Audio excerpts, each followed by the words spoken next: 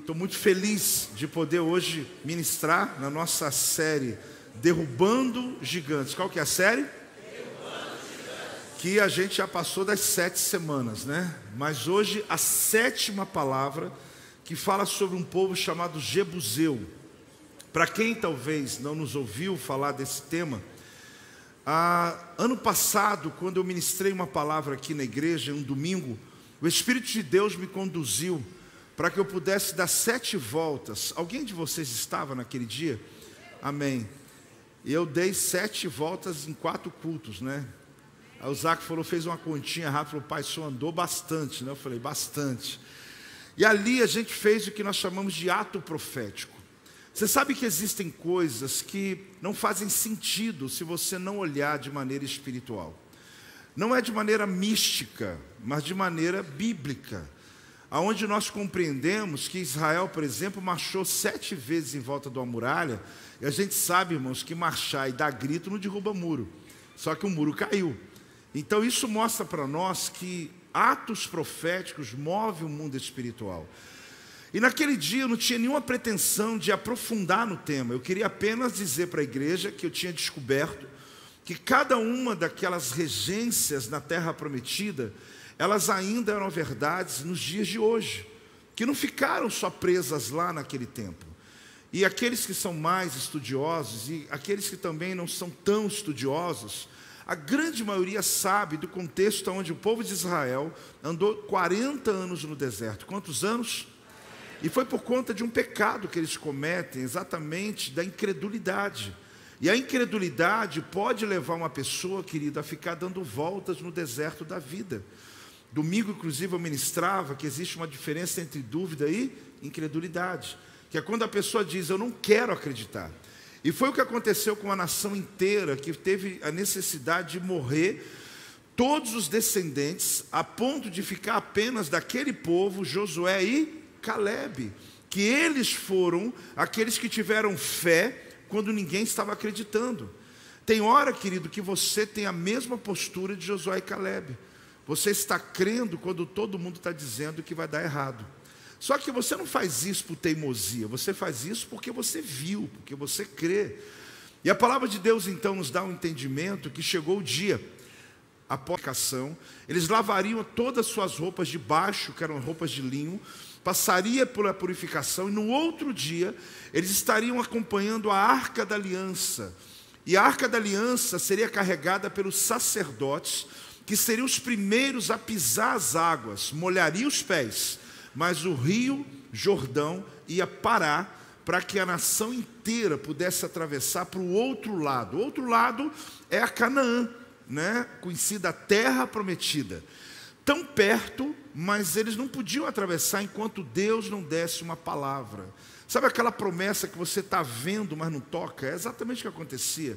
Eles passavam em círculo, em círculo, em círculo, e dá para você imaginar pelo menos, né? 40 anos você passando nos mesmos lugares. Essa é uma condição, querido, de deserto. O deserto não é lugar para viver, lugar apenas de passagem. Não há problema um crente passar pelo deserto, há problema de um crente ficar morando no deserto. O problema não é um crente, um servo de Deus, uma serva de Deus passar por uma temporada ruim, passar por tempos de dificuldades, até porque isso é natural acontecer na nossa vida. O grande problema é a gente assimilar aquele momento como sendo o futuro, como sendo o final, como sendo a vontade que Deus tem para a minha vida. E não é, Deus não quer que você viva no deserto. Posso ouvir um amém? Amém. Fala para o teu irmão, Deus não quer que você viva no deserto. Então existem coisas que eu estou falando aqui que elas são óbvias, ok. Mas que eu quero lembrar você, antes da gente encerrar uma série, gente, que quem vem todas as noites, eu tenho certeza que aumentou o teu conhecimento, mas mais do que o conhecimento, aumentou o seu discernimento da vida. Agora, quando Deus deu a visão a Josué, ele avisou então ao povo, depois de santificar, para que eles esperassem os sacerdotes que teriam a Arca da Aliança no ombro. Quando eles pisaram o Jordão, a água, que na verdade não foi ali, já haviam parado bem tempo, bem longe deles ali, mas quando eles pisam, já não tem mais água, eles molham os pés e param no meio do Jordão. Quando eles param no meio do Jordão, mostra para mim algumas coisas. Primeiro, que existem pessoas que molham os pés para que outros passem de pés enxutos. Isso tem muito a ver com a sua vida aqui hoje. Porque tem muita gente que por causa de você vai ser abençoado na sua casa. Por causa de você, é verdade. Porque você está molhando os seus pés e alguém passa de pés enxutos, dá tchauzinho para você e ainda chega na frente, né? Ainda nem imagina que você está pagando um preço por ele. Só que isso vem uma sensação de injustiça. Mas não é, porque quem lidera não tem problema em abrir a porta para os outros passarem. Pessoas educadas, não tem problema em abrir a porta. Alguém diz, não pode passar. Não, mas você vai ficar por último. Não tem problema, pode passar. Você é daqueles que abriu a porta, querido. Por isso teu filho está aqui, por isso tua família está aqui. Isso é coisa tremenda. Você pode até se sentir injustiçado no início, mas você vai começar a ter tanto prazer de abrir a porta para os outros passarem, de molhar os pés para os outros passarem com o pé enxuto, que você não vai querer outra vida. Você vai querer ser sempre o primeiro a pagar o preço, para que você tenha um prazer quando você vê uma pessoa se convertendo, quando você vê alguém que estava desistido, conseguindo se levantar, arrumar emprego, colocar comida na casa, você vai celebrar demais, você vai começar a aprender a se alegrar com a vitória dos outros. É uma coisa linda, é uma dinâmica, é um treinamento. Você tira os olhos de você e começa a olhar nos outros. Os sacerdotes ficaram no meio até toda a nação passar. Que interessante isso, né? Ali me mostra um segundo princípio, aliás um terceiro, porque uns que molham os pés e para que outros passem de pés enxutos. Me mostra também o princípio de aqueles que carregam a arca. Eles têm uma coisa tremenda, porque quando eles pisam as águas, eu já lhe disse, cessaram aquelas correntezas e abriu-se o rio Jordão. Só que o que determina não foram os pés do sacerdote, foi o que eles carregavam no ombro. É muito importante, conceitos que a gente sabe, mas eu preciso te acordar nisso, que não significa, querido, aonde eu colocar a planta do meu pé será meu, não. Depende do que você está carregando nos seus ombros. Porque eles conquistaram porque carregava a glória de Deus, querido. Se você carrega a presença, onde você entra, os caminhos se abrem. Onde você entra, o mundo espiritual, ele te reconhece. Só que a Bíblia diz que eles ficariam de longe, coisa de 800 metros. Eles tinham que ficar longe. Nós estamos falando aqui de uma distância bem razoável. Bem longe eles olhavam e não se aproximavam, mas de longe eles iam caminhando na mesma passada. Atravessando, Deus deu uma outra palavra para Josué. Porque a gente tem que aprender que sempre Deus nos dá as instruções. Se a gente segue ou não é nosso problema. Mas sempre Deus dá instruções. Por que tem a ver? Ah, mas Josué, tem que fazer desse jeito, e falar, Deus, eu vou atravessar, mas do meu jeito. Você sabe a sensação que eu vejo hoje de muitos crentes? É que Deus dá a Bíblia, dá a instrução, e a gente quer a bênção, mas fazer do nosso jeito. Tem coisas que não faz sentido. Olha, tem que carregar a arca, vocês têm que santificar essa noite, vocês têm que atravessar, ficar no meio do Jordão. Aí Deus fala assim, olha, quando os príncipes das tribos passarem, manda eles pegar uma pedra no fundo do Jordão. Pega essa pedra e leve para dentro da tenda deles lá fora. Agora, para que fazer isso sem saber o motivo? Irmãos, existem coisas que Deus vai te contar o motivo depois que você obedeceu a primeira parte. Sabe, não faz sentido, mas pegue, eles pegaram. E é interessante porque as pedras de dentro do Jordão significam pedras que nunca foram tocadas, que nunca foram vistas, que nunca foram manuseadas. Porque não tinha a possibilidade de alguém ter achado um dia aquelas pedras.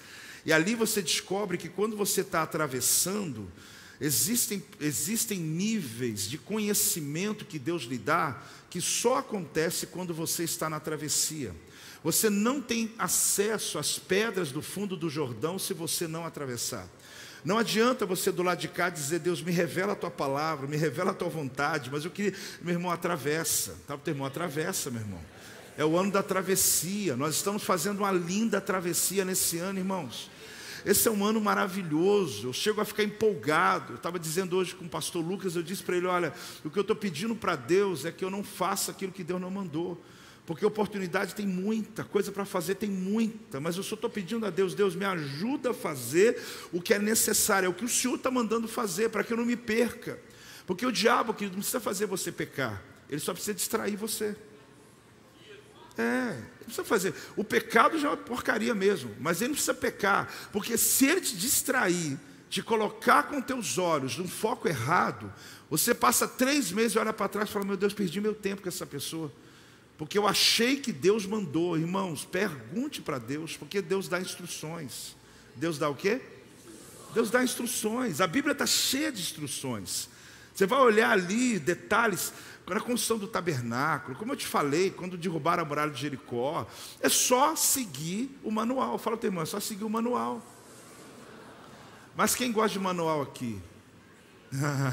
Um dia eu perguntei e me surpreendi. Quem quando compra um aparelho assim de som, um negócio, lê o manual? Levanta a mão. Vocês são demais. Vocês são unicórnios. Pega o nome deles que eu vou botar você na minha equipe. Vocês são demais. Irmãos, porque quem lê manual, né? A gente chega e liga na tomada, Ronan, e aperta os botões. Acendeu a luzinha, tu fala, tá legal. Né? Tá resolvido.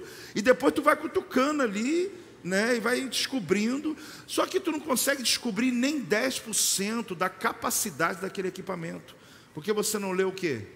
Manual. Só que eu não gosto muito de manual não, mas o manual que Deus me entregou, eu leio todo dia.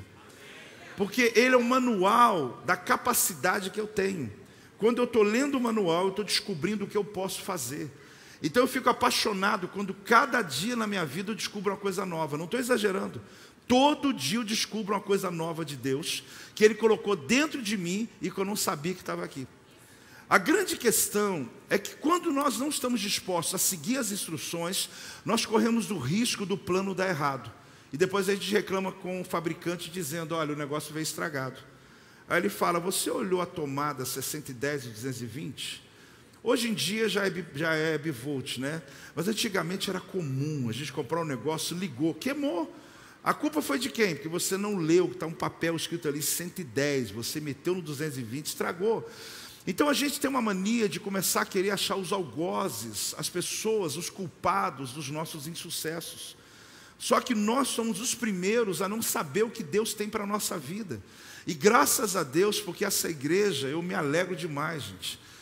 No domingo, seja quarta, cada celebração, as escolas assim, quase aí, daqui a pouco a próxima leva vai ter 1000 alunos, né? Porque está batendo já.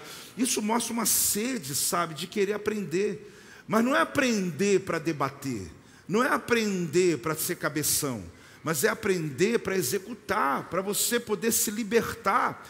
Essa mensagem que eu estou ministrando já, ela vai trazer a você um entendimento que vai trazer essa plenitude. Quando então eles pegam as pedras, eles levam para suas tendas, atravessam o Jordão e eles pisaram a terra prometida. A terra prometida, segundo livros, historiadores, nós estamos falando de mais de 30 povos, chamados etnias. Mas havia 7 nações que eram as mais importantes citadas na Bíblia. Então a Jericó, por exemplo, não é citada aqui. É citada na história de Jericó, mas não é citada em Deuteronômio 7, de 1 a 2. Vamos recapitular? Eu sei que você já leu toda quarta-feira aqui, né? Mas aqui a gente está a listagem.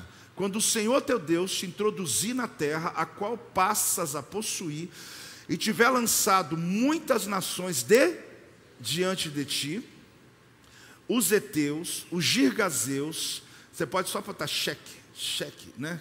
Só terminando, né? Hoje você sai daqui assim, apóstolo, zerei. Né? Zerei. É bom, né? Campeões são? Isso é fantástico. Você pode. Tinha que ter um diploma hoje, apóstolo. Não inventa moda, né? Senão daqui a pouco tem gente me cobrando, né? Então, mas você tem um diploma. Você vai receber um diploma espiritual hoje. Dos anjos de Deus. Que é mais do que isso, né? Uma autorização do céu, irmão. Ei, sério. Olha o que você já aprendeu. Os heteus, um povo chamado girgazeus, amorreus, cananeus, ferezeus, heveus e hoje o último, jebuseus. Aí continua o texto, 7 nações. Então nós estamos falando de 7 reinos. Havia várias etnias, tá, gente? Como Jericó, tem uma cidade chamada Ai. E Ai mesmo, né? Que o povo de Israel perdeu uma batalha lá.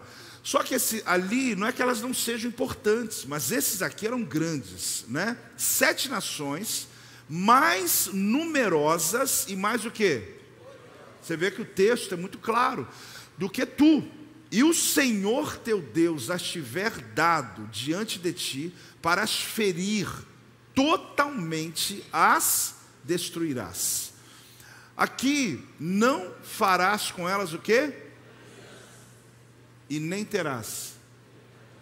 E, apóstolo, eu leio esse texto, mas é Deus mesmo que mandou assim sair arrebentando com tudo. Eu já lhe disse e vou explicar de novo. A guerra do Antigo Testamento, ela era física. A guerra da igreja é espiritual. Isso não é uma desculpa, é porque é de fato que aconteceu. Então você não bate ninguém mais, tá, gente? Você não sai brigando com as pessoas, até porque quando você faz isso, você perde a tua razão, você perde a sua autoridade, você perde a tua crença. Então, mas se eu tivesse lá, eu ia estar com espada na mão, meu irmão, porque Deus mandou fazer. Ele falou: entra na terra e não deixa sobrar ninguém. É conhecido como o pacto de Herem, ou de Eren. É que você não negocia com nada que está naquele povo.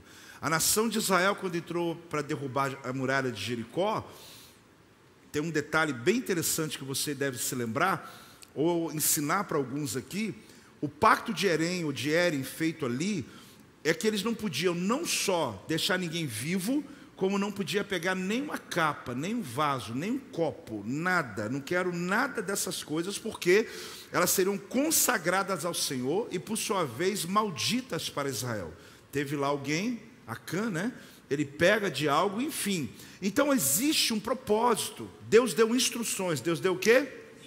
Só que como que eu estou lá no exército e falo assim: Deus, mas o Senhor falou, mas eu cheguei lá e tive misericórdia. Quando eu vi um soldado lá dos jebuseus, eu quis fazer aliança com ele. Aí é interessante você entender. Deus disse: não faça aliança com eles, e não deixe ninguém vivo, porque eu quero dizimá-los da minha terra. Então vamos lá. Os heteus nós denominamos como filhos do terror. Vamos lá, e os próximos? Girgazeus, moradores da lama. Vamos. Amorreus, povo da montanha. Cananeus, o povo mercador. Os ferezeus, um povo sem muros. Os heveus, moradores de aldeias. E os jebuseus, aquele que nunca foi conquistado. Então nós estamos hoje no sétimo povo. Dos 7 reinos, nós estamos falando do mais poderoso, que conseguiu permanecer até a época de Davi. Eu estou falando aqui, Davi, ele está no ano 1000 a.C. Os acontecimentos aqui, apesar de não ter olhado com detalhes, mas nós estamos falando aqui de mais 1000 anos pelo menos, ou mais. Então nós estamos falando que esses jebuseus ultrapassaram centenas de anos ainda pisando a terra prometida. Olha que coisa louca. Por quê? Porque alguém negociou. Porque o quê? Alguém negociou. Na hora de tomar a decisão radical, porque, irmãos, com o pecado seja radical. Com o pecado seja radical. Tem coisas que você pode até amorosamente tratar, mas com o pecado não existe negócio. Você não pode flertar com o pecado. Você não pode flertar com aquilo que Deus disse que você não pode fazer aliança. E aí o que aconteceu? A gente percebe hoje que um dos piores inimigos do povo de Deus, chamado aquele que nunca foi conquistado, até Davi chegar, em Josué capítulo 15, versículo 63, olha o que diz aqui o que aconteceu. Não puderam, porém, os filhos de Judá expulsar os jebuseus, que habitavam em Jerusalém. Assim habitam os jebuseus com os filhos de Judá em Jerusalém até ao dia de hoje. Não é o dia de hoje, mas até o dia que o texto foi gerado.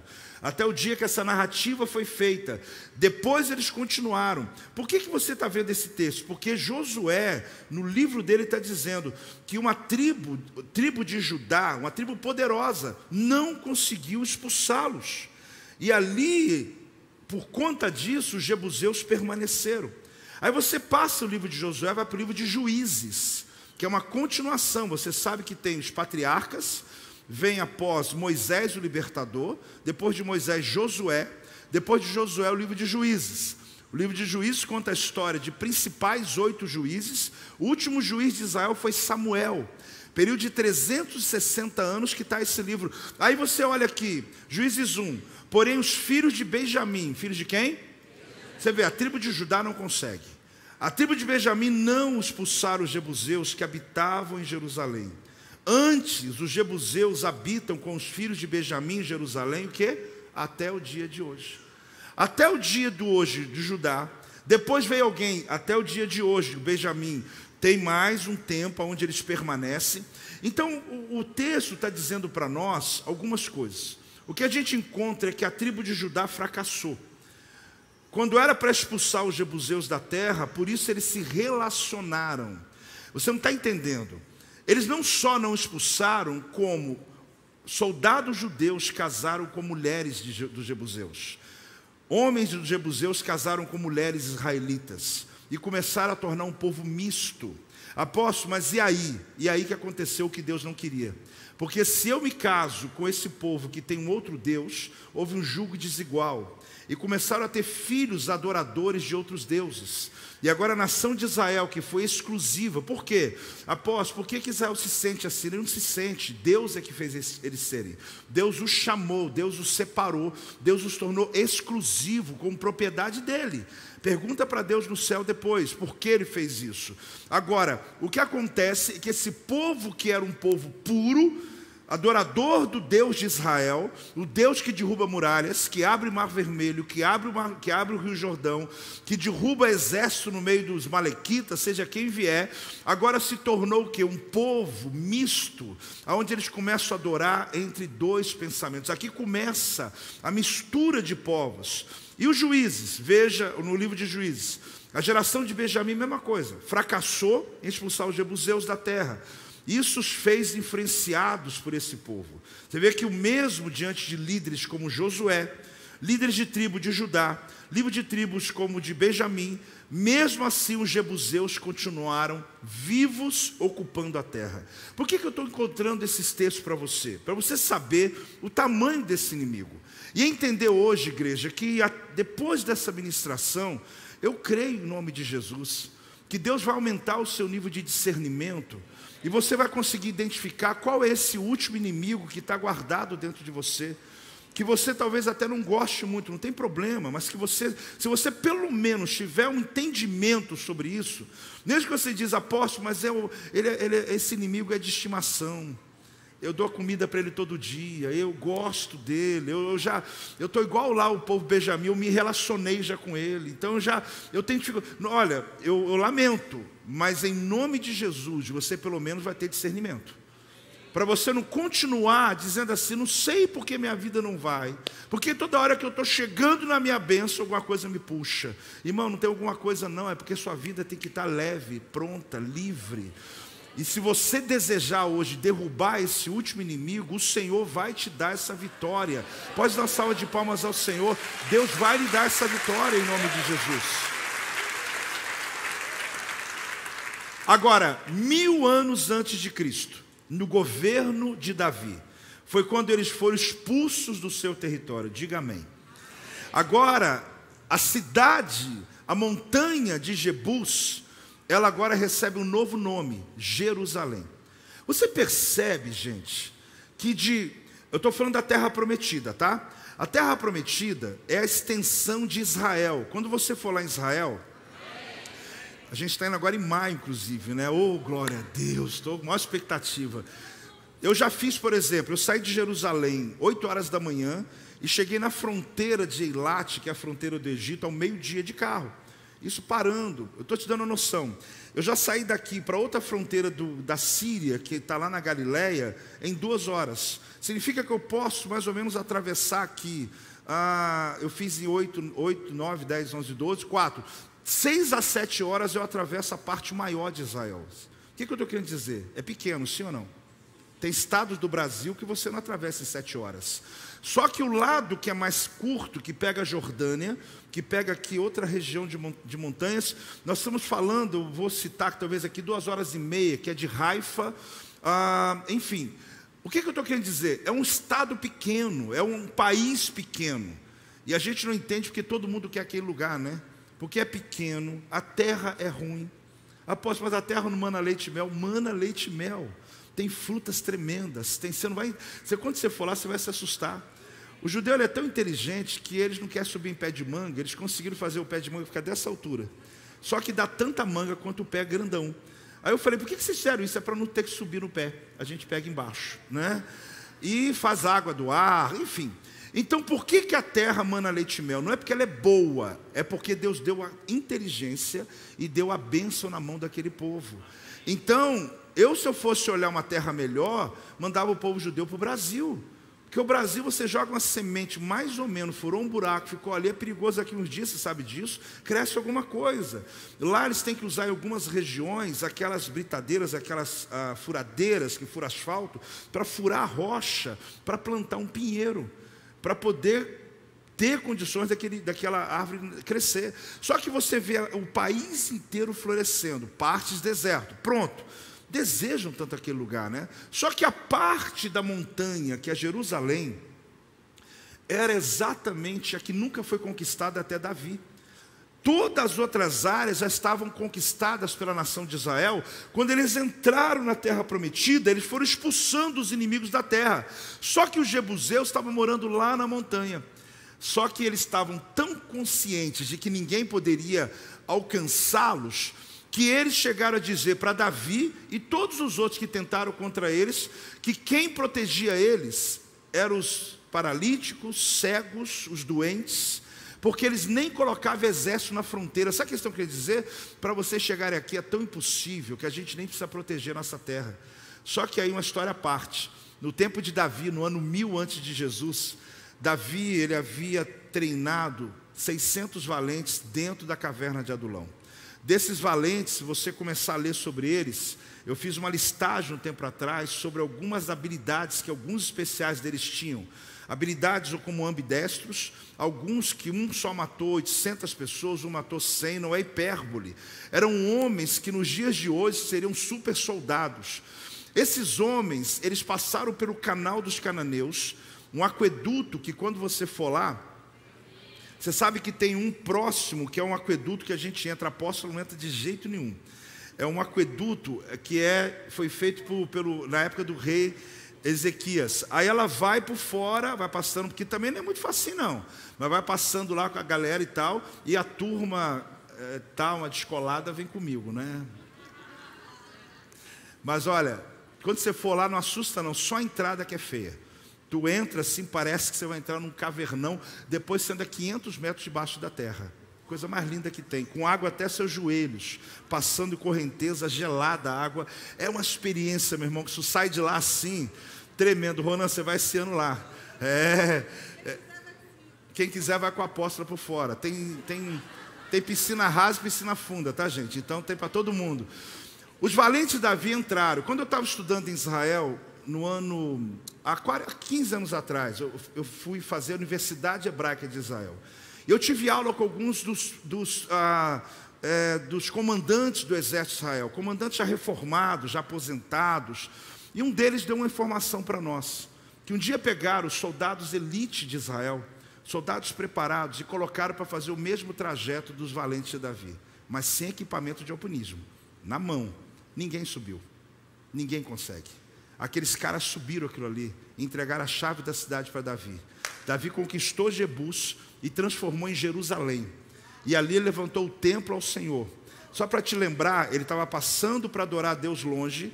Aí tinha um jebuseu chamado Araúna, que chega para Davi e diz: é tua essa fazenda, pode fazer. Davi falou: não, eu não vou oferecer ao meu Deus uma oferta que não me custe nada.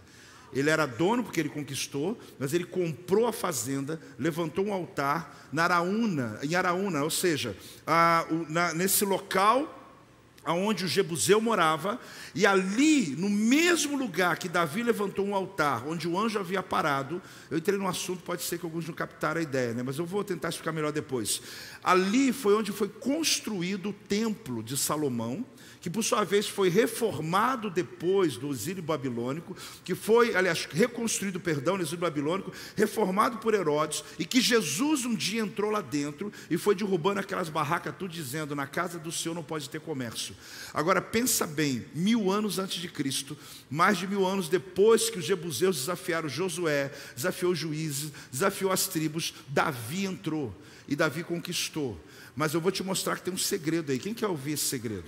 Tem uma coisa importante demais você entender por que os outros não conquistaram e por que Davi conquistou. Eu vou chegar lá. Então aqui, nesse período, se mostra alguma coisa. Primeiro, não faça aliança com eles. Fala comigo. Então isso, irmão, você ouviu demais, né?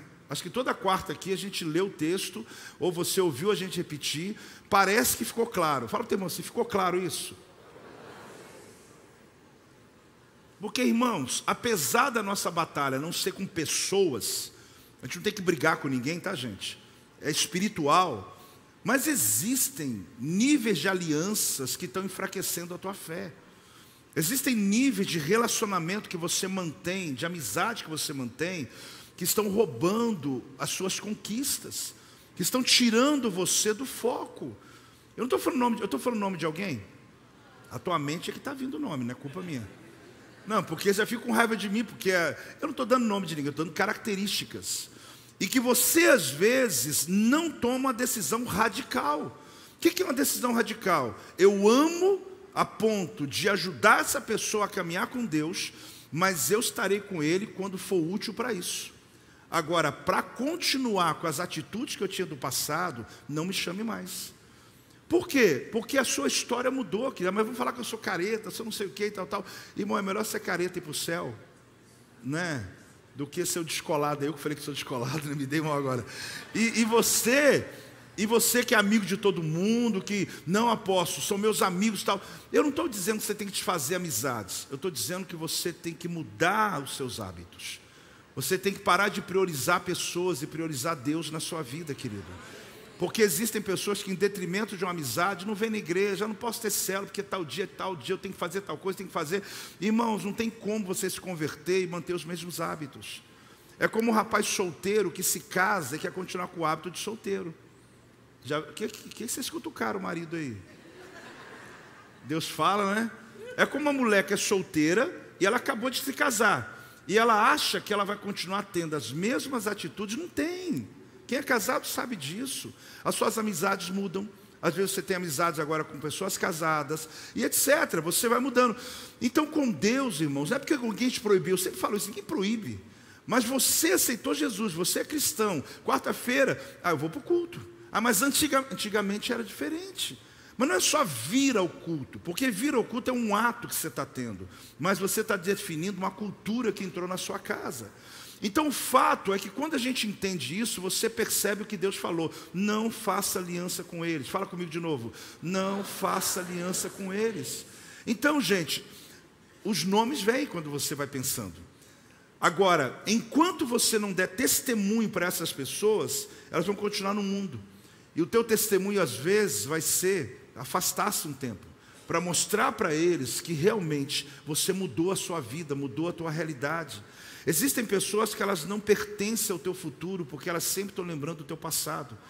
E por isso elas fazem mal, sabe? Você está pronto, você está crendo, você está disposto a largar um vício, está disposto a largar uma prática de pecado, e está disposto a fazer por quê? Porque é de você mesmo, porque você sabe que ele faz mal, que aquilo está te atrapalhando, está te afastando do teu casamento, está te afastando dos teus filhos. É uma questão não só espiritual, é de inteligência, de querer viver bem, de ter saúde para o futuro.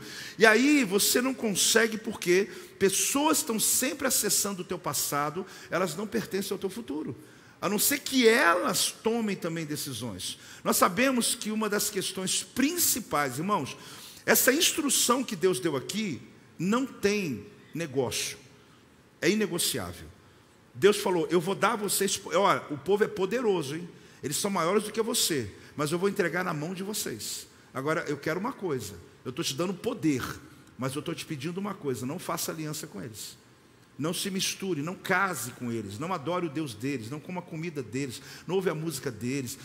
Tem que desenhar ou não? Mas eu vou continuar então, né? Não se misture com os hábitos deles, não se misture com a cultura deles. Não é porque, eu chego lá depois de 40 anos no deserto, eu chego num povo e vejo lá uma roupa diferente, uma música diferente, e a curiosidade logo vem, né?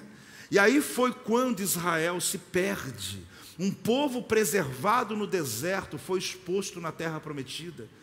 Irmãos, você acha que é mais difícil ser crente no deserto? É muito mais difícil ser crente na prosperidade.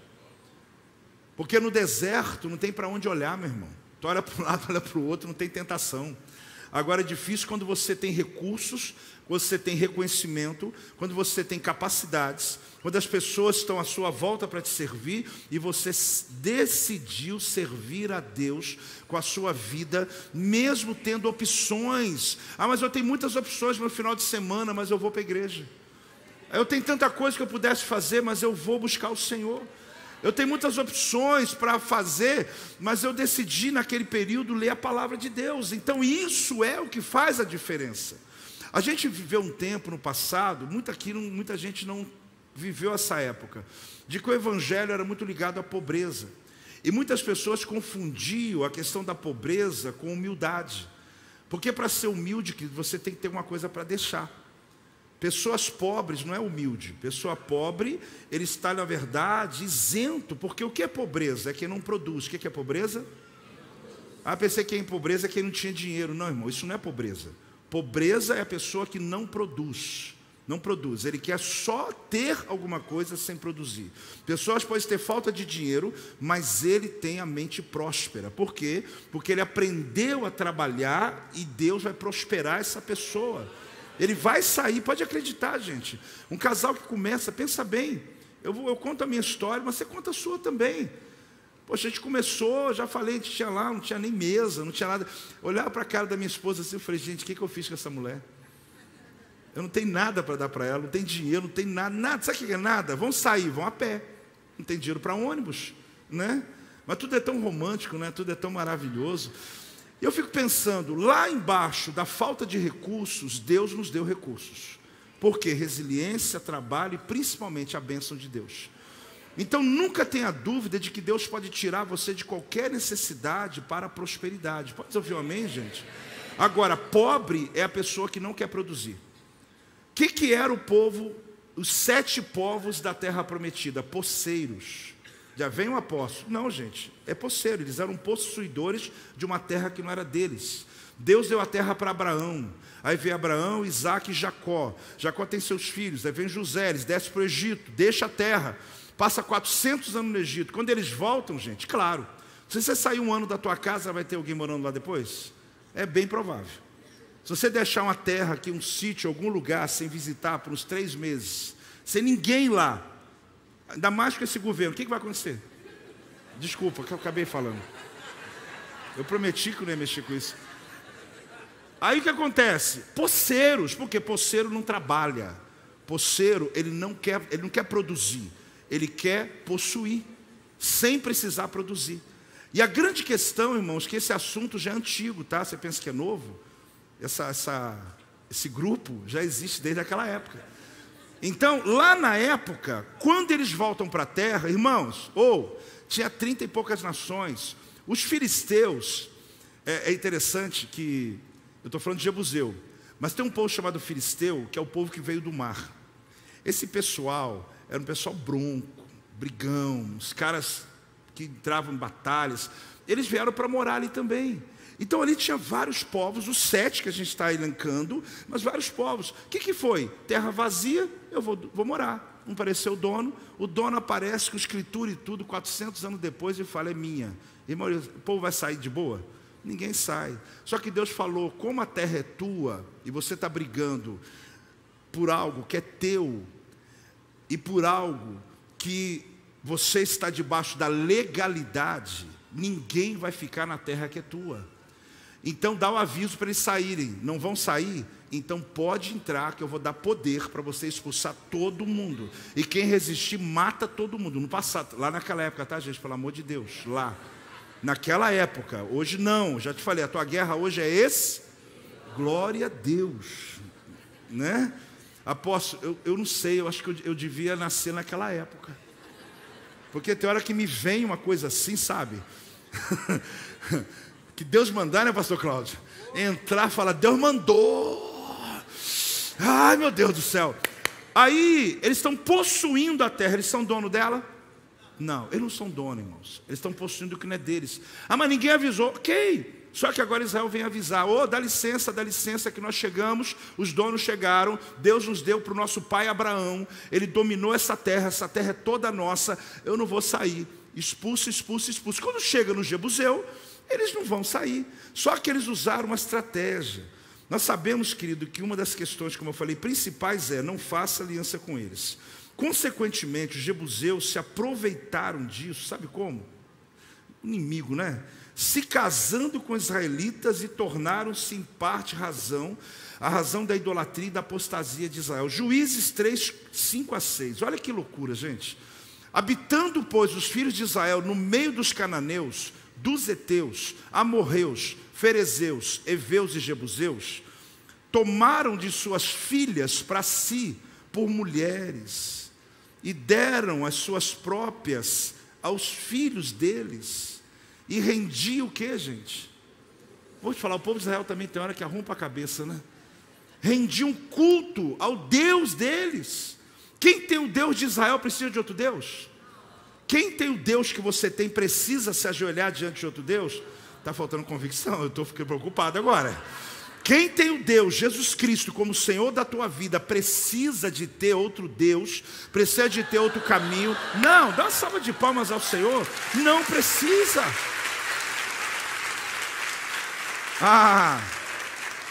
Mas sabe o que acontece? Você está vendo o texto. Eles se casaram com mulheres e deram filhos para se casar. E filhas, quer dizer, fizeram a miscigenação, misturou. Aqui não há preconceito, existe uma instrução de Deus. Olha, eu estou te dando isso, mas eu estou te pedindo uma coisa. Não faça aliança errada. Eu estou te prosperando, eu estou te abençoando, mas não faça aliança errada. É pedir muito que Deus está pedindo, gente? Não. Ele está te dando uma instrução. Aí você entra e fala assim, mas Deus talvez estava... A gente quer ser mais justo que Deus. Aí vem, não é bem assim, apóstolo. Eu estava vendo aí, a pessoa interpretou melhor esse texto, né? Vai caindo no abismo, vai. Jebuseu chama Jebus. Jebus, no original, é lugar de debulhar, pisoteado, lugar de rejeitar, esmagar. É lugar de pisar. Então, eles representam a rejeição em todas as manifestações, isolados em suas autofortalezas. Eles têm uma característica que eu quero te mostrar. Rejeitam lutar e colocam fardo sobre outros para que lutem por eles. Então eles no início não entraram em batalha. Eles colocam fardo para que alguém lute a luta deles. E aí usaram a estratégia de se misturar com Israel. E ali eles se misturaram. Eles não só se misturaram, como misturaram a cultura deles, a comida deles, a música deles. Você percebe que isso é comum? Lembra de Nabucodonosor, quando conquistou Israel e levou 1000 jovens para a Babilônia? Aposto, não lembro, então deixa eu atualizar você. Ele disse assim para os seus súditos: nós vamos babilonizar esses jovens em 3 anos. Ensine música para eles, dê comida boa para eles. Só que tinha um jovem com mais 3 amigos que falou assim: eu não vou me contaminar com as iguarias do rei. O que ele está dizendo? Eu não vou comer a comida de vocês, não ouvir a música de vocês, não vou usar a roupa de vocês, não vou adorar o Deus de vocês, se quiser pode me matar. Só que aquele que tomou posição séria, ele se tornou conselheiro. Sabe por quê? Porque a Babilônia viu naquele homem convicção, querido. O mundo tem que ver isso em você, meu irmão.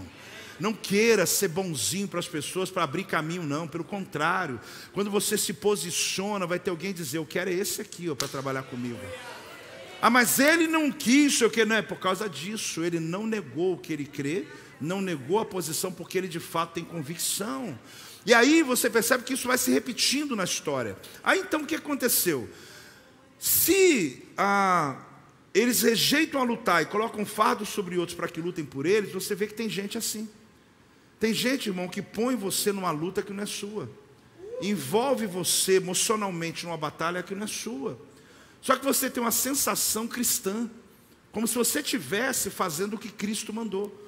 É o que eu falo com Deus: Deus, não me coloque, por favor, me ajuda a ter discernimento para eu não entrar em batalha que não é minha, para eu não fazer aquilo que o Senhor não mandou fazer, para eu não perder meses da minha vida, que é muito importante, um dia meu é muito importante, numa causa que o Senhor não mandou entrar nela, irmãos. Eu oro a Deus isso, eu falo de verdade. Por quê? Porque eu não tenho problema de trabalhar, eu gosto de trabalhar, eu acordo cedo, mas eu quero saber que cada minuto da minha vida eu estou fazendo aquilo que agrada a Deus, aquilo que tem sentido para alguém, aquilo que realmente vai mudar a realidade de uma pessoa. Só que aconteceu aqui um espírito de encantamento. O que aconteceu? O que é um espírito de encantamento? A pessoa não consegue ver o que você está falando, ela não consegue perceber. o olho dela fica estatalado. Você senta com a pessoa e está explicando para ele, só que ele está olhando para você, achando, você está falando isso comigo porque você está interessado em tal coisa. Você está dizendo, não, eu estou tentando te ajudar, por favor. Você vai cair no abismo, você vai perder tudo, você vai entrar numa furada, você está casando com um jugo desigual, você está fazendo sociedade errada, fazendo tal coisa, você está dizendo à pessoa, e a pessoa está ali na empáfia, e você está dizendo, tome cuidado, não faça aliança errada. Só que aí, quando a pessoa está em espírito de encantamento, gente, isso é louco, é um demônio mesmo. A pessoa fica anestesiada, ela briga com você, ela sai batendo o pé. Só que quando a casa cai, quem ela procura? Você. Aí você, com tanta misericórdia cristã, ajuda. Só que chega um momento que essa situação já está roubando o teu tempo, porque você já foi de novo, e eu sei que eu ensino aqui que tem que continuar e tem que continuar, porém, querido, cuidado para não entrar na guerra que não é sua, cuidado para você não se envolver em projetos que não são teus. Agora eu tenho uma pergunta para a gente orar hoje. Qual o último nome da sua lista? Fala comigo. Qual o último nome da minha lista? Vamos falar de novo? Qual o último nome da minha lista? A gente já leu a lista de Eveus, tal.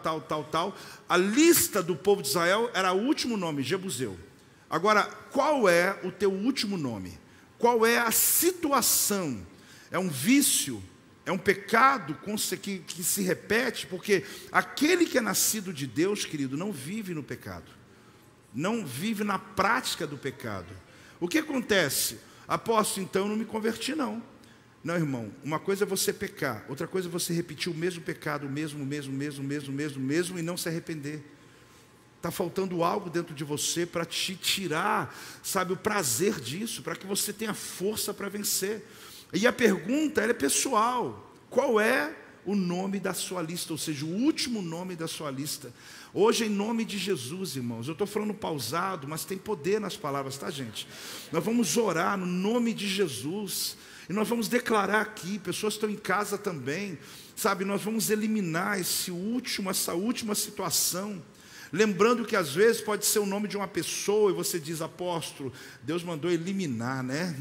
Não é isso, mas é que você precisa tomar atitude. Na lista da terra de Canaã, era o nome, estava escrito e muito claro para eles. Ali no caso, eram os jebuseus, na própria listagem estava por último.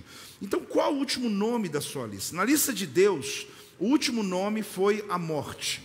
Qual foi o último nome na lista de Deus? A morte. Jesus veio, querido, na terra e vai manifestar, abrindo projetos para que no futuro se repetissem o que está acontecendo. Paralítico andou, então ele provou que paralítico anda. Ele provou que cego pode ver. Ele ressuscitou Lázaro. E Jesus foi fazendo milagres, abrindo, denunciando e avisando ao inferno, ao céu, a quem fosse necessário e à terra. Situações impossíveis podem ser revertidas. Só que aí havia um problema ainda. Ele tinha ressuscitado Lázaro, mas ele não tinha vencido a morte. E a Bíblia diz que ele venceu a morte, o último inimigo. E a palavra é, ó morte, onde está o teu aguilhão? Onde está a tua vitória? Ali você diz, apóstolo, mas eu continuo morrendo. A pessoa continua morrendo. Sim, mas o aguilhão não existe mais. É como se uma abelha te picasse, mas não tem veneno mais. Por quê? Porque a morte ainda existe, só que ela não te leva para o inferno. Porque aquele que venceu a morte, e ele quebrou todo escrito de dívida que era contra nós, ele anulou o efeito da morte na humanidade. Ele venceu Satanás. Ele venceu o último inimigo, querido. O último inimigo de Jesus, ele venceu na cruz do Calvário. Se ele venceu o último inimigo, você vai ficar aqui olhando? Você vai vencer esse inimigo que está se levantando contra você. Pode celebrar, irmão. Ei! Dá glória, irmão. Dá glória em nome de Jesus. Então, olha, qual é o seu último inimigo que vai cair hoje? Vai cair que dia? Apóstolo, não dá para ser semana que vem, eu estou querendo dar... irmão, a coisa tua é mais séria então.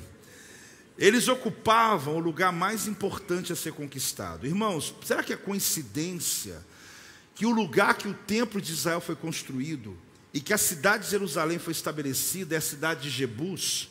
a última a ser conquistada, será por que demoramos tanto para conquistar? Porque era o lugar mais importante, porque era o lugar mais sagrado, era o lugar onde o templo de Deus seria levantado, é o lugar onde o lugar da afronta seria colocado o lugar da adoração.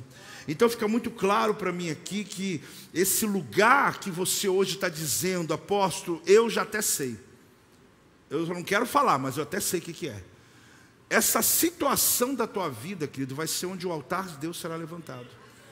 Apóstolo, eu não estou conseguindo entender, porque acho que não dá para ter altar lá não, né? Acho que não dá para ter altar nessa situação não. Essa situação da tua vida vai ser o lugar da sua maior autoridade. Vai ser o lugar onde você vai libertar pessoas. Vai ser as circunstâncias que no futuro pessoas vão te pedir ajuda. E você vai ter tanta autoridade, não só autoridade como discernimento, como você vai ter também sensibilidade. Porque você vai olhar e dizer, um dia eu passei por isso. E eu estou vendo, e você vai chorar, você vai conseguir se empatizar sem fazer força. Por quê? Porque você vai dizer, meu Deus, se tem uma pessoa que sabe que esse irmão está passando, sou eu. Isso se torna o teu ministério, isso se torna o teu altar, se torna a sua autoridade. Não subestime o teu passado, querido, porque os lugares que você passou vão ser os lugares que você vai libertar.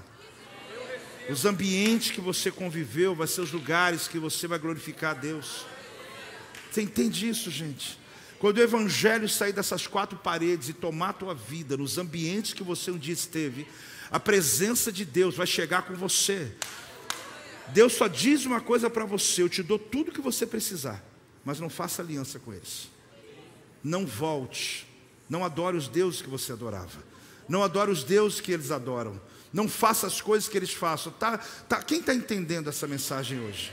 Mas apóstolo, eu oro tanto para Deus me dar poder, dons, autoridade, pregar o evangelho. É isso que eu estou lhe dizendo. Ele está dizendo, eu vou te dar tudo que você precisa. Eu vou lhe dar de uma maneira que você vai se escandalizar. Quando você orar por enfermo, ele vai ser curado. Só que você acha que enfermo é curado dentro da igreja. Você vai ver enfermo sendo curado nos ambientes que você nunca imaginou. Você vai ver Deus usando a tua vida em lugares que não são sacros, não são religiosos, não são lugares e ambientes diferentes. O evangelho vai se tornar poderoso quando essa igreja entender isso.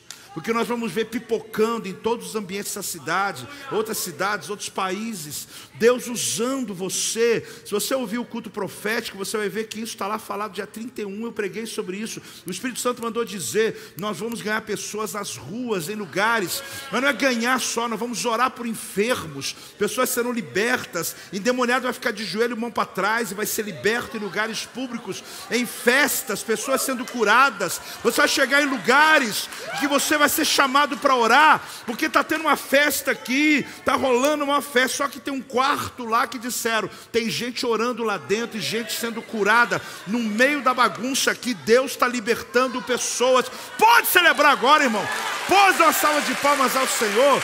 Ei!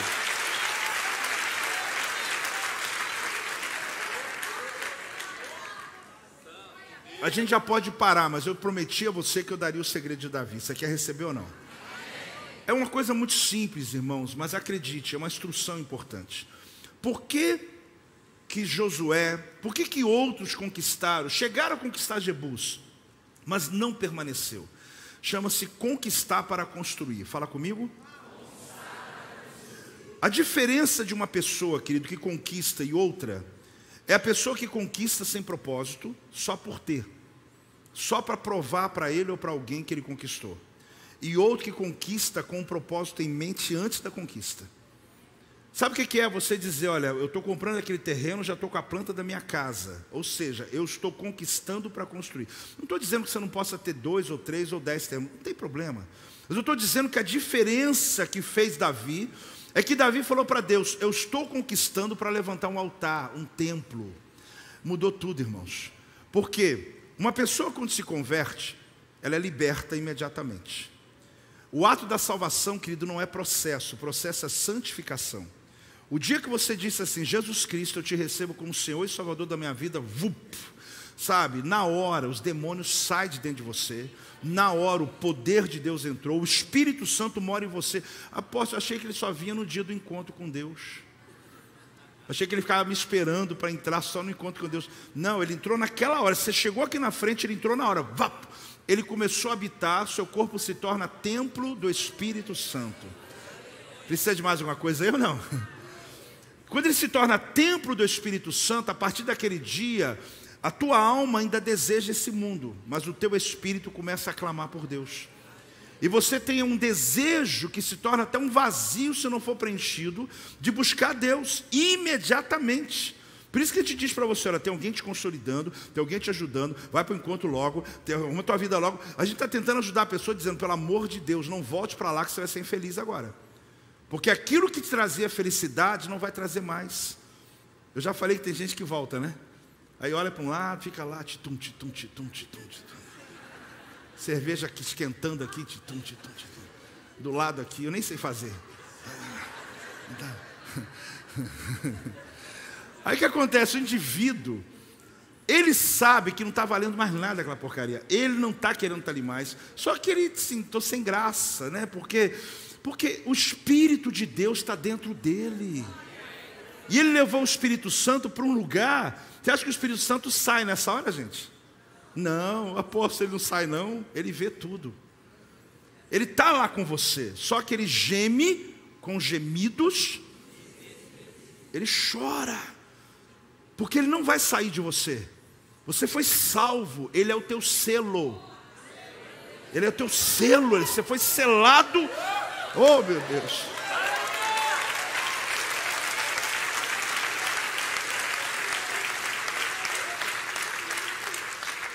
Irmãos, você foi selado pelo Espírito Santo. Você está até em outro lugar, mas Ele está com você. E aí vem sensações ruins, você fica infeliz, sabe? Porque a galera está feliz, você está infeliz. Você fala, por que o mundo está melhor que eu? Porque eles não têm o Espírito Santo. Então eles não têm referência. Então não há nenhuma cobrança dentro deles, não há nada, eles podem fazer o que quiser. Apóstolo, vamos lá. Agora, a santificação é um processo. Porque todos nós recebemos a mesma porção de fé, sabia? Só que a fé é crescente à medida que você treina a tua fé, que você pratica a tua fé, que você cresce na palavra, porque a fé vem pelo ouvir, que você vai estudando na escola de influência, vai na célula, vem na quarta, lê a Bíblia pelo menos todo dia um pouquinho lá, um pedaço da palavra. Aquilo ali, irmãos, vai te mudando. Todo mundo é salvo, todo mundo vai para o céu. Só o que diferencia você é o teu nível de fé, que não é Deus que deu para mais e outros menos, é que aquele indivíduo desenvolveu a fé. Agora, todos serão salvos, mas nem todos terão o mesmo galardão. Por quê? Porque o galardão, querido, é baseado nas obras. Se a tua obra ela for de palha, vai passar pelo fogo. Palha queima ou não queima? Só que ela não tira a tua salvação. Você será salvo pelo fogo. Você vai para o céu, só que você não tem galardões. Eu te confesso que quando eu era pequeno, galardões na minha igreja, e eu acho que era o máximo que eles alcançaram, e eu agradeço por isso, eram ruas de ouro e mansões celestiais. Então eu pensava assim, minha casa vai ser mais bonita do que a do outro. Só que estudando a Bíblia, a gente vai descobrindo que talvez não tenha a ver com essa propriedade, mas tem a ver com acesso.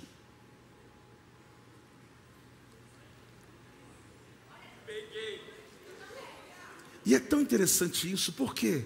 Porque eu não faço a obra de Deus por causa de galardão. Só que também eu não faço a obra de Deus por medo da morte. Porque existe o crente que é crente porque tem medo de morrer e ir para o inferno. E existe o crente que ele é crente por alegria de viver e ir para o céu. As atitudes são muito diferentes. Porque o crente que tem medo de morrer, ele faz coisas, sabe? Eu estou dando meu dízimo, eu estou aqui, evangelizei. Ele vai computando tudo. Por quê? Porque ele está com medo de ir para o inferno. A cláusula dele é diferente. Quando você vence esse problema, você já sabe que para o inferno você não vai, querido. Você confessou Jesus, eu estou te falando. Você não vai para o inferno. Você vai passar pelo bimá, que é o pódio. Quando você se apresentar diante do trono branco, ali não é para dizer quem vai para o inferno. Você já chegou. Se você chegou ali, você já dá um ufa. Se estiver nessa fila, se você morreu, está nessa fila, você vai lembrar de mim, você vai falar assim, o apóstolo falou que aqui eu já posso ficar tranquilo. O máximo que vai acontecer é que você tem um galardão ruim. Você não evangelizou, não cuidou de ninguém, não evangelizou ninguém, não quis patrocinar nada. Você quis só vir na igreja. Mas, irmão, a salvação é de graça. Você está entendendo? Agora, eu não quero só isso. Eu quero crescer. Eu quero crescer. Eu quero dedicar a minha vida, como eu faço há muitos anos, para que eu possa ter aquilo que a ferrugem não corrói, que a traça não come, que são tesouros que a Bíblia não está ali parafraseando, nem poetizando, gente. São tesouros que estão no céu nos aguardando. Então eu preciso gastar a minha vida ao máximo. Então deixa eu explicar por que Davi conquistou. Ele conquistou para construir. Tudo que você quiser ter resultado na tua vida, construa com um projeto em mente. Ou seja, conquiste com um projeto em mente. Ah, mas eu pergunto a pastores assim, qual o seu desejo? Vamos lá, eu estou assim, só pastores aqui. Aí eu estou perguntando para eles, por que você veio aqui na minha mentoria? Por que você veio aqui no meu discipulado? Porque eu quero ter uma igreja grande. É bom ou ruim? Bom. Aí eu faço uma pergunta para ele, para que você quer ter uma igreja grande? Aí trava. Sei lá, né, porque é gostoso, sei lá, porque já era. Porque a igreja grande, ela influencia, ela consegue tomar uma cidade, ela consegue mudar realidades, ela alcança famílias, a paixão é por vidas. Você me pergunta, eu já tenho resposta. Por isso que eu pedi, Deus me dá uma igreja grande. Agora, existem coisas que você quer na vida que você não sabe nem o motivo que você quer. Você está pedindo a Deus uma casa, está pedindo a Deus um terreno, outro não sei o que, outro não sei o que. Pode pedir, irmão, não é problema. Só que essas conquistas, elas vão ser perdidas. Porque o ser humano, quando se converte, volta lá. Aí ele vai, e de alguma maneira, ele foi liberto. O demônio que saiu dele, uma pessoa que foi liberta de demônio, lembra? Chegou ali e expulsou, sai em nome de Jesus. Essa pessoa aqui, ela foi liberta de demônio, mas ela não confessou Jesus como Senhor e Salvador da vida dela. Pode acontecer isso ou não? Pode. A gente expulsa o demônio, a pessoa volta para a casa dela, inclusive estou leve, nem preciso ir na igreja mais. Glória a Deus, já resolvi meu problema. E vão voltar para a vida. O demônio vai para os lugares áridos, ele está procurando um corpo, porque o diabo e demônios, querido, não pode manifestar nessa terra se não tiver um corpo para manifestar. Aprenda isso. Negócio de bicho papão, não sei o que, esquece esse negócio. Não, porque senão fica a gente aí com essas crises, né? Ele tem que ter um corpo, ele não tem como fazer sem um corpo. Ele pode até entrar em animais, a gente viu na Bíblia, né? Ok. Aí o meu cachorro estava estranho, apóstolo. Aí vem a pergunta, né, que você não quer calar. Chama ou não chama obreiro para expulsar o demônio do meu cachorro? Nem sei o que te falar, meu irmão. Estou terminando já, vamos lá. Quando eu começo a falar essas coisas, estou na hora de acabar, né? Aí o que acontece? Quando o demônio que foi longe, procurou outro corpo, não achou, ele viu que a casa está varrida, ornada, porque o demônio saiu, está tudo limpinho, está ótimo. Ele pega quantos colegas? 7 colegas. Pior do que? Ele. E ele volta forte. E ele agora ocupa aquela casa vazia. Então por que eu estou dizendo que conquista tem que ter um projeto? Quando a pessoa se converte, tem que começar a construir a tua história logo, querido. Porque se você fica só esquentando o banco, você vira uma casa vazia. O Espírito Santo está aqui, o senhor falou que ele não vai sair. Ele não sai, só que você está correndo riscos de ter ações demoníacas que influenciam suas decisões. Porque antes da pessoa ficar possuída, ela fica como?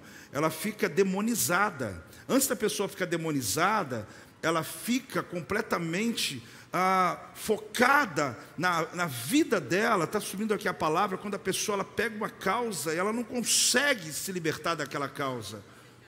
Obcecada, essa é a palavra.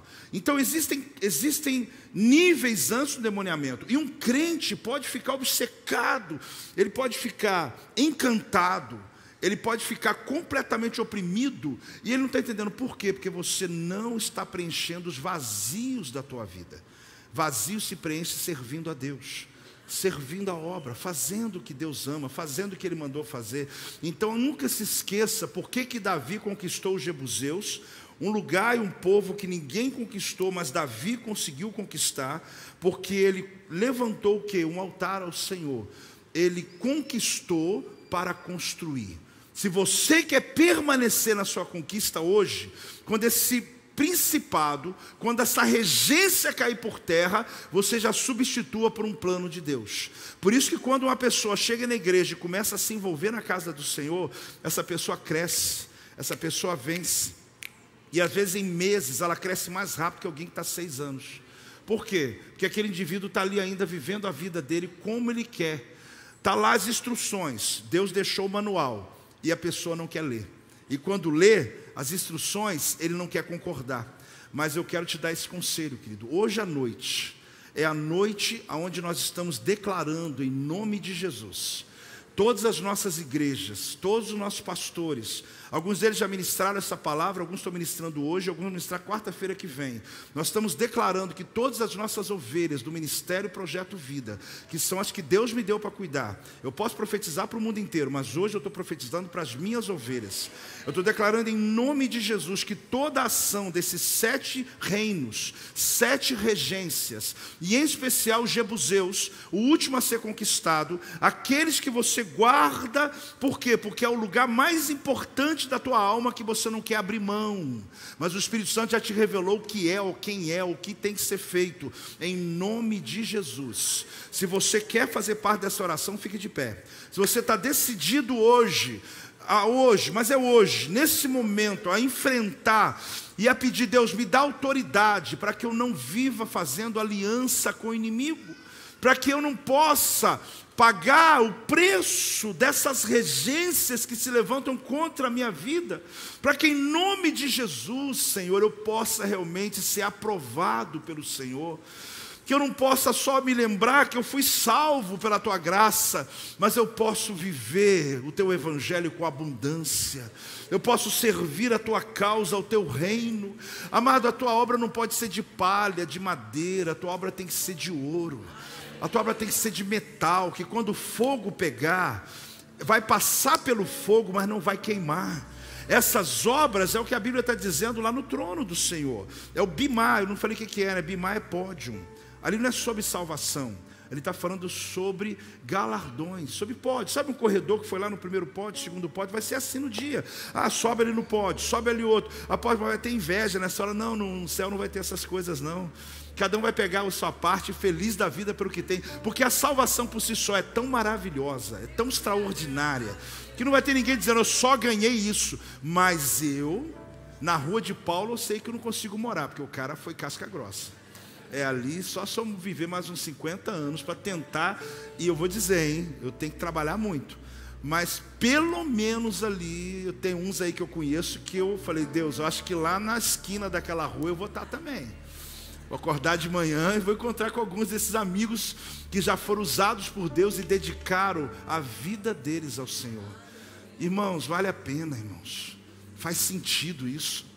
Deus quer limpar você. Ele quer expulsar esses poceiros que estão ainda em parte da tua alma. Esse território não pertence a eles mais. Você está entendendo por que eles são poceiros? A tua alma pertence a Jesus. O dia que você orou, olhe bem, confessando Jesus, a tua alma pertence a Jesus. Ele tem a chave da tua casa, você abriu a porta, ele entrou, então ele tem acesso, só que tem poceiro lá. Sabe aquela casa linda, mas tem um quartinho cheio de bugiganga? Esse quartinho aí vai ter que abrir hoje. Sabe aquele quartinho que fica lá guardado umas coisas? Inclusive tem umas coisinhas lá, irmão, que você tem que visitar, hein? Tem que jogar fora, tem que queimar. Temos questões lá ligadas ao teu passado que tem que limpar. Esse quartinho é onde Deus quer entrar, porque esse lugar, ele está precisando ser preenchido, limpo. Deus quer fazer a obra completa na tua vida. Irmãos, que tem de gente aqui capaz, você não tem noção, que tem de homens e mulheres aqui com nível de autoridade para fazer acontecer. Eu estou falando de chegar no lugar, numa festa da família, converter 10, curar 5, expulsar 4 demônios. Sair dali de noite, meu irmão, está feita a obra, apóstolo. E sem arrogância, só na bênção, só ali, sabe, na oportunidade. Só que esse potencial, ele está escondido por um inimigo chamado Jebus. Ele é o lugar de debulhar, Ele te humilha, Ele quer que você faça aliança com Ele. Você viu o que Ele fez com Israel? Casou entre eles, aí teve filhos, aí misturou a religião, eles perderam a força. Mas aí vem Deus e fala, não faça aliança. Aí passa anos e anos e anos. O Senhor está dizendo nessa igreja hoje, é possível você alcançar a tua promessa, pisar nela e viver o melhor tempo da tua vida. Mas segue as instruções, segue o que a palavra de Deus diz. Quem recebe essa palavra? A minha oração é que essa palavra nos alcance, cada pessoa aqui no nível que precisa. O primeiro nível é aquele que hoje quer entregar a sua vida para Jesus, aquele que hoje quer voltar para Jesus porque você saiu da presença dele. Você que hoje quer fazer essa oração comigo, declare comigo: Senhor Jesus. Toda a igreja, hoje eu entrego a minha vida para que o Senhor ocupe a minha vida. A casa não vai ficar vazia. A presença do Teu Santo Espírito vai habitar dentro de mim. Habita dentro de mim. Eu reconheço que Tu és o meu Senhor e Tu és o meu Salvador, em nome de Jesus. Você ouviu a mensagem, entendeu a mensagem, hoje você fez essa oração e quer entregar a sua vida ao único Senhor e Salvador Jesus Cristo. Acene com a tua mão onde você estiver, venha da onde você estiver aqui na frente, porque existe um próximo nível, mas o primeiro nível é esse. É você que hoje quer ser território completo de Deus, quer que a sua vida não tenha nenhuma legalidade, não quer posseiro mais morando aí dentro. Em nome de Jesus, acene ou venha, sai do teu lugar e diga: eu quero esse Jesus, eu quero esse Jesus, eu preciso desse Jesus. Eu não posso deixar de perguntar, porque a gente está num momento hoje decisivo. É a 7ª palavra, é o encerramento de um projeto, é o encerramento de um propósito. Ah, tem uma pessoa, já tem festa, pode vir. Será que tem a segunda pessoa? Será que tem a segunda aqui? Amém? Tem a terceira? Amém? Será que tem a 4ª pessoa? Aonde está a 4ª pessoa? A 4ª pessoa? Você está vindo aqui? Seja bem-vindo em nome de Jesus. A tua história começa a mudar hoje. Hoje. Ei! Ei, igreja! Cadê o próximo? Isso! Cadê o próximo? A próxima! Ei, igreja! Glória a Deus! Tem mais gente.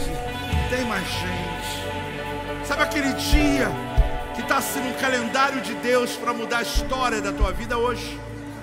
É uma coisa muito pessoal, sabe? Íntima. É você e Deus. É você dizendo: eu entendi, eu quero esse Jesus, porque Ele pode preencher o que está vazio.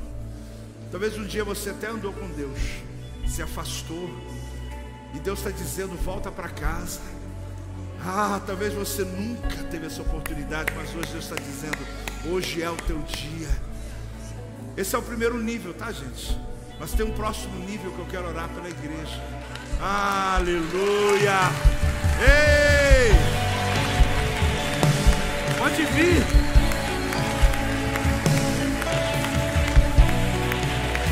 Seja bem-vinda. Glória a Deus, glória a Deus, glória a Deus. É Deus trazendo de volta. Vem, querida. É só isso, igreja. Aqui, ó. É só isso. Ei! Graças a Deus. Graças a Deus. Graças a Deus. Graças a Deus. Eu quero glorificar ainda por mais vidas. Tem mais vidas aí. Eu quero glorificar ainda. Talvez seja você que hoje ouviu, entendeu, sabe que é o teu momento. Sente até aí uma leveza. Você sente talvez até algo te empurrando. Toma a decisão. Ou ao contrário, né? Espiritualmente você está seguro, não consegue. Levanta a mão que a gente busca você. Vai. Você precisa de ajuda. Você quer hoje entregar a vida a Jesus. A decisão mais importante. Olha lá. Estava esperando, estava te esperando. Glórias ao nome do Senhor. Seja bem-vinda, querida. Seja bem-vinda. Glórias ao nome do Senhor. Graças a Deus, gente. Graças a Deus, porque a gente leu a Bíblia lá atrás, lá no tempo de Israel. Mas a Bíblia está dizendo, gente, às vezes não entende assim, porque um dia você provocou, olha lá, vem para o novo tempo da tua vida. Vem escrever a história que você não escreveu ainda. Vem mesmo. Meu Deus, meu Deus, meu Deus. Irmão, só você sabe como você está com Deus. Apóstolo, mas eu não tenho assim um receio, porque eu não sei o que as pessoas vão pensar de mim. Você vai pensar alguma coisa de alguém aqui? Opa, vou perguntar de novo. Você vai pensar alguma coisa de alguém aqui? Mas é claro que não, irmão. Só você que sabe que você está com Deus. Você sente que tem que vir, você sente que tem que recomeçar, você sente, é a hora. Se tem uma coisa aqui no Projeto Vida, é que nós não estamos preocupados com os seus motivos, mas a gente está preocupado com a sua história a partir de hoje. A gente quer te ajudar a partir de hoje. A gente quer te ajudar a vencer esses gigantes. Apóstolo, eu estou indo, mas eu tenho que passar pelos 7. A gente faz com você o discipulado. Ah, você vai para o encontro com Deus. O encontro é? Sempre, né? Tem mais alguém? Eu estou aqui já tem festa, mas... Olha, eu vou orar por eles. Aliás, eu vou abençoá-los. Mas eu queria muito que a igreja entendesse que esse é o primeiro nível. O segundo nível, eu quero orar por você. Então não se mova depois, acabou, vamos embora, acabou. Não, porque a gente está encerrando um projeto, está encerrando. E espiritualmente existe essa autoridade aqui hoje. Eu quero dizer a vocês que estão aqui na frente, que eu estou muito feliz de vocês terem vindo. Sabe por quê? Porque a maioria aqui eu não conheço vocês. No outro, eu olho o rostinho e eu falo, já conheço. Então eu fico pensando como Deus é tão maravilhoso que separou esse dia de hoje para que você pudesse receber Jesus como Senhor e Salvador da sua vida. Essa é a decisão da mais importante que vocês estão tomando na vida. O dia que você, que se afastou, que tá, você sabe, mas que você está dizendo, eu estou voltando para Jesus, estou voltando. Eu quero começar, recomeçar. E hoje é o que Deus está fazendo. A obra de Cristo na cruz do Calvário é verdadeira. A salvação é real. É Ele pela graça nos salvando e nos alcançando. Por isso hoje eu quero apresentar a vocês a tua família. Olha para trás, veja a tua família. Em nome de Jesus. Glória a Deus! Glória a Deus! Obrigado por assistir até aqui. Se inscreva em nosso canal para que você possa acompanhar as nossas pregações e venha fazer parte da família Projeto Vida. Você quer entregar sua vida a Jesus? Fale conosco agora e saiba de uma coisa: há uma prosperidade de Deus em sua direção. Se você quer participar de nossos projetos, você pode aqui mesmo fazer parte disso e tenho certeza que Deus vai abençoar você. Até lá!